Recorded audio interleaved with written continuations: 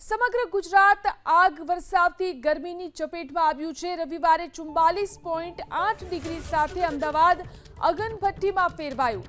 અમદાવાદ સહિત 9 શહેરમાં 41 ડિગ્રીથી વધુ તાપમાન નોંધાયું।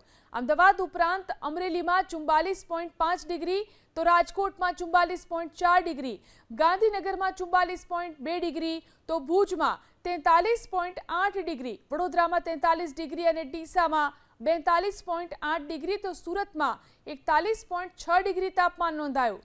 દરિયાકાંઠાના વિસ્તારોમાં ભેજનું પ્રમાણ વધુ હોવાથી બફારો પણ વર્તાઈ રહ્યો છે। કચ્છ, મોરબી, પાટણ, સુરેન્દ્રનગર, અમદાવાદ, બોટાદ, રાજકોટ અને પોરબંદરમાં યલો એલર્ટ જાહેર કરાયું છે। રાજ્યના કેટલાક વિસ્તારોમાં ગરમીનો પારો 45 ડિગ્રી સુધી પહોંચવાની શક્યતા છે। ભીષણ ગરમીને કારણે બપોરના સમયે રસ્તા ઉપર કર્ફ્યુ જેવો માહોલ જોવા મળે છે। આરોગ્ય વિભાગે પણ બપોરે 12 થી 4 દરમિયાન બિનજરૂરી બહાર ન નીકળવા, સુતરાઉ કપડાં પહેરવા અને પુષ્કળ પ્રમાણમાં પાણી, છાશ અને લીંબુ શરબત જેવા પ્રવાહીનું સેવન કરવાની સલાહ આપી છે।